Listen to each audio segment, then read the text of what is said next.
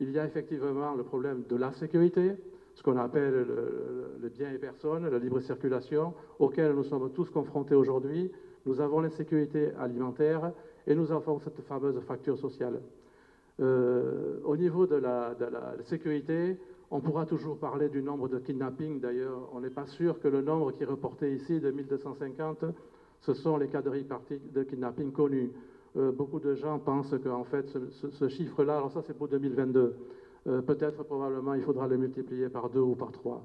Il y a eu 1650 personnes, et comme tout le monde le sait, ça se dit, et tout le monde le vit d'ailleurs, pratiquement 60% de la capitale est contrôlée par 90 gangs. Moi, ce que je voudrais insister aujourd'hui, c'est que derrière ces chiffres, parce qu'ils sont là les chiffres, effectivement, chaque chiffre, il y a un drame humain. Il ne faut rien passer en tout ça, un drame humain. Ça veut dire que je n'ai pas parlé non plus des viols des femmes. Un drame humain. Je peux vous dire que, parce que nous avons ce cas ici, une dame qui a été violée, une jeune fille, elle s'est suicidée, parce qu'elle n'a pas supporté, malgré qu'elle ait été relâchée. On doit réfléchir à tout ça, parce que ça, c'est inacceptable. Des cadavres qu'on garde, ces policiers qui ont été tués la semaine dernière, pour lesquels on a conservé les cadavres, je m'excuse, c'est inacceptable. Et nous devons réagir aussi là-dessus. Maintenant, sur la crise alimentaire, tout le monde sait qu'il y a actuellement une malnutrition grave qui frappe le pays depuis les années 2000, 2010. Aujourd'hui, nous sommes aussi à un risque de crise alimentaire. Donc il ne faudra pas oublier cet aspect-là. Et bien sûr, la fracture sociale. On disait qu'en 2010, 70% de la population, ou 2012, c'était les dernières statistiques que nous possédons, étaient pauvres. Aujourd'hui, probablement, nous avons passé ces 70%, nous sommes dans les 80, 85, peut-être 90%. Il n'y a plus ou quasiment plus de classe moyenne en Haïti. Ce qui explique aussi, je dirais, que nous sommes aussi dans cette situation grave. Il faut savoir que les gangs, c'est vrai qu'il y a des gens qui ont amené des armes. On le sait tous, on le devine, on le dit, mais il y a aussi une jeunesse qu'on a oubliée, une jeunesse qui n'a pas d'espoir, et une jeunesse pour qui, ces chefs de gang, il est facile de faire des recrutements. Lorsqu'on dit 50% d'inflation, ce qu'on oublie de dire, c'est qu'il y a certains produits, des produits de base, qui ont doublé, voire triplé. Donc vous pouvez imaginer l'impact que ça a par rapport à la fracture sociale, par rapport à des gens qui sont déjà pauvres. Il y a eu des milliers d'emplois perdus, des chiffres 10, 15, 20, 30 000, probablement plus, et probablement plus encore à perdre. Derrière chaque chiffre, encore une fois, et j'insiste, il y a un drame humain. Il y a aussi, et je vais en parler, un recul de l'activité du tourisme. J'aurais pu prendre n'importe quelle activité puisque tous les secteurs sont touchés. Il n'y a pas une filière aujourd'hui qui ne soit pas touchée. Les petites, les moyennes, les grandes entreprises, tout le monde est touché. L'importation est touchée, l'exportation est touchée, l'éducation est touchée. Mais le tourisme, pourquoi le tourisme? Parce que le tourisme aurait dû nous permettre de nous développer. Le tourisme, c'est peut-être le secteur le plus facile à développer aujourd'hui. Parce qu'Haïti a toutes les ressources pour le faire. Le tourisme, ce n'est pas seulement des touristes qui viennent et qui viennent dépassant de l'argent sur le bord des plages. Le tourisme, ça commence à apporter de l'argent à l'aéroport. Ça veut dire que des gens à l'aéroport, on commence à rentrer de devises. Il y a des gens qui travaillent à l'aéroport. Donc ça pourrait créer des emplois à partir de là. Vous avez ensuite le transport qui est concerné, parce qu'il faut faire transporter tous les gens qui viennent. Transport, aéroport, transport, restauration, hôtellerie, tous ces gens qui travaillent.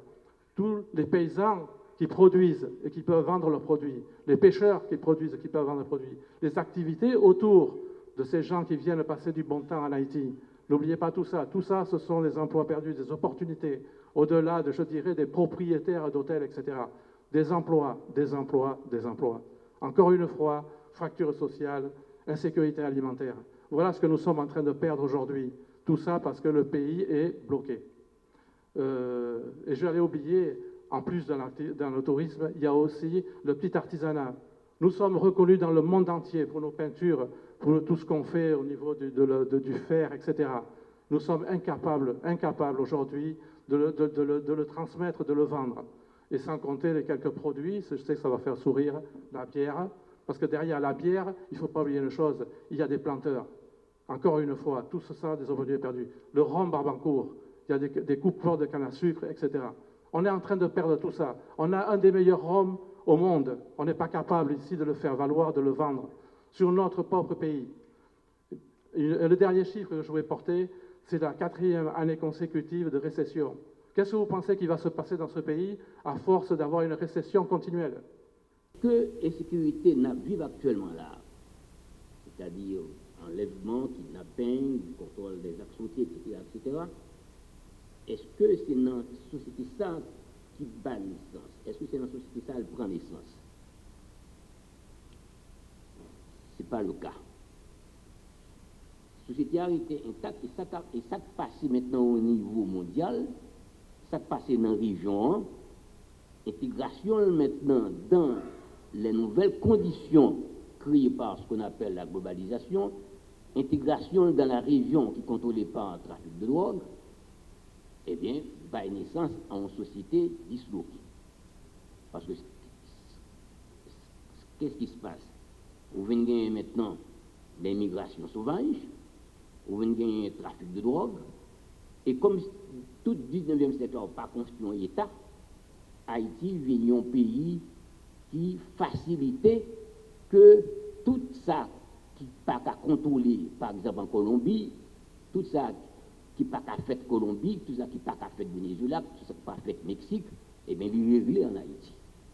Il ne faut pas croire que ce qui se passe là en Haïti sont tout à fait haïtiens. Il faut poser le problème de l'insécurité que nous vivons actuellement dans la difficulté que le pays a gagné pour l'intégrer dans la région de la Caraïbe continentale. La Caraïbe continentale, c'est Miami, c'est le Mexique, c'est Venezuela, c'est Colombie. Et comme son pays qui n'a pas un État, je viens de dire pourquoi est-ce que cet État naissant, pas jamais capable d'arriver à créer, à battre tête qu'il faut, bien ce qu'il faut pour faire que la cohésion sociale créée, pour faire que bien l'école qui fait, pour que bien le qui fait, et bien sûr, hein, l'absence, on parle toujours d'État faible, l'absence ou carence d'État fait d'Haïti un pays idéal pour que chaque fois que des groupes de crimes organisés ont un problème au Mexique, Venezuela, Colombie ou bien Miami, eh bien, il y a retracer sur Haïti.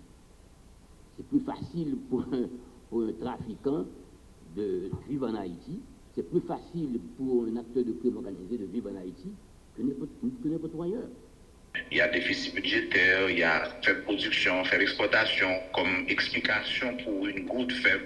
Mais aussi, il est clair que l'incertitude créée par l'insécurité constitue une sorte de l'huile sur le feu pour le mouvement de dépréciation de la goutte et qui a quand même atteint un niveau inédit avec le marché informel qui dépasse les 150 $1 américain. Maintenant, autre chose, c'est la baisse de l'investissement privé. C'est normal.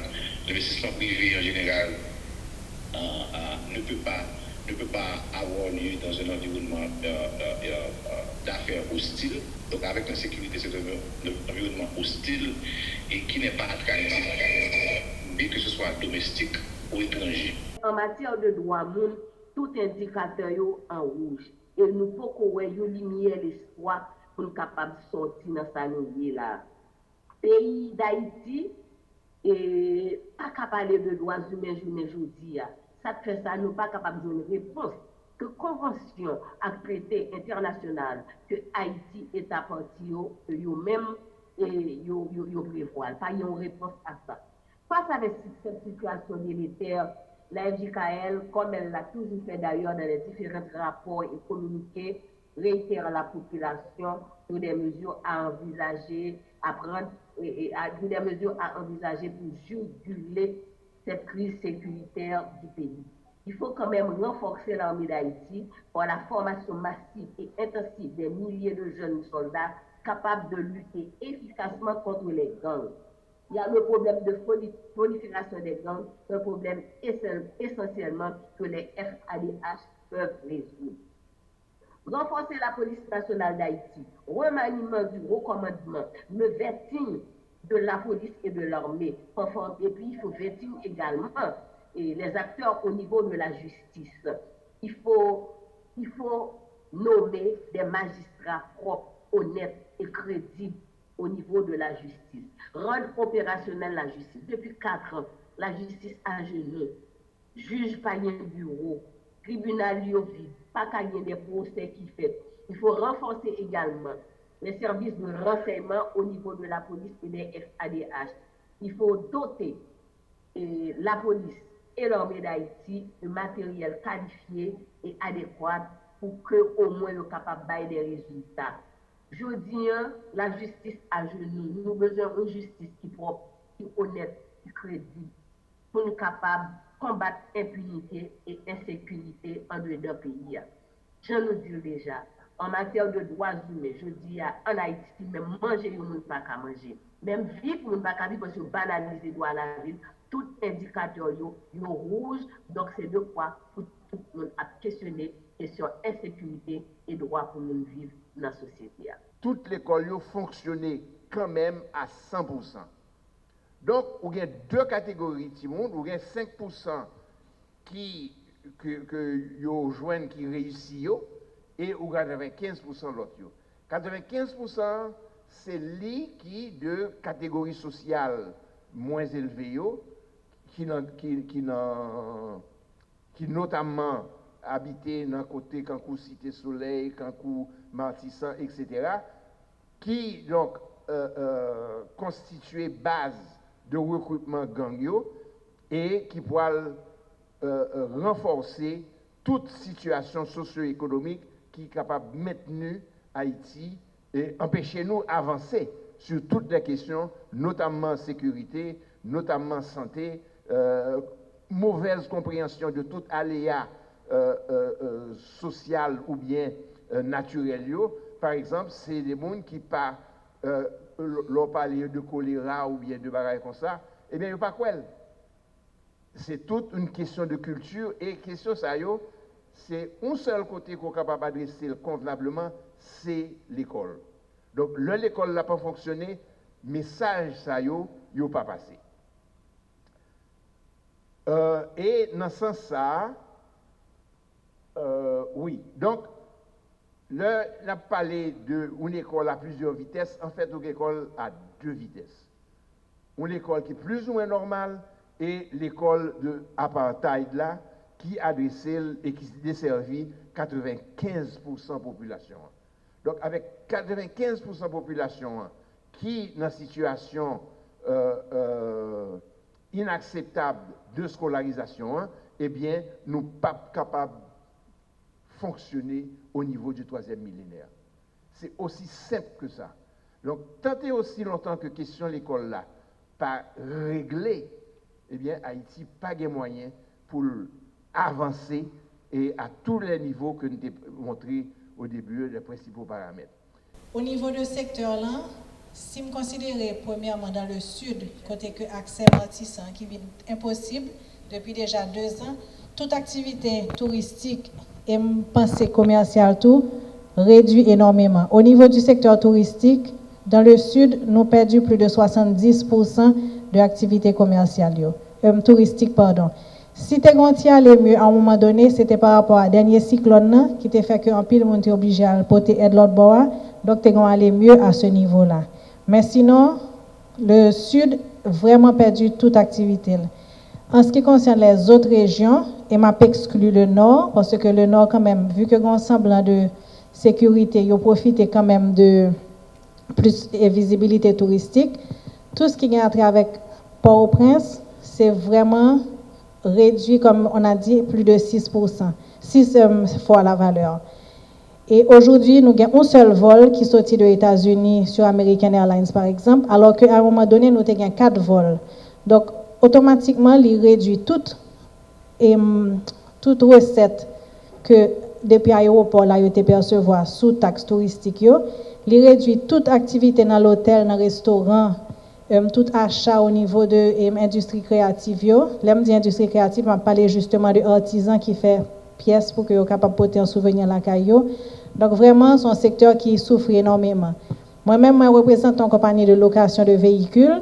Ok, dans ce secteur, ça, je suis capable de dire que plus de la moitié de compagnies aujourd'hui en fermé. Et au niveau des emplois, nous avons perdu plus de 50% des emplois dans ce secteur-là. Je dis avec Canaan qui est bloqué, nous avons une situation qui a répété, même situation dans le sud, là, qui a répété au niveau de Côte des Arcadiens, qui était quand même un centre économique important. Je dis, au Côte des Arcadiens qui est vraiment bloqué, côté tout l'hôtel est obligé de fermer depuis plus de 6 mois.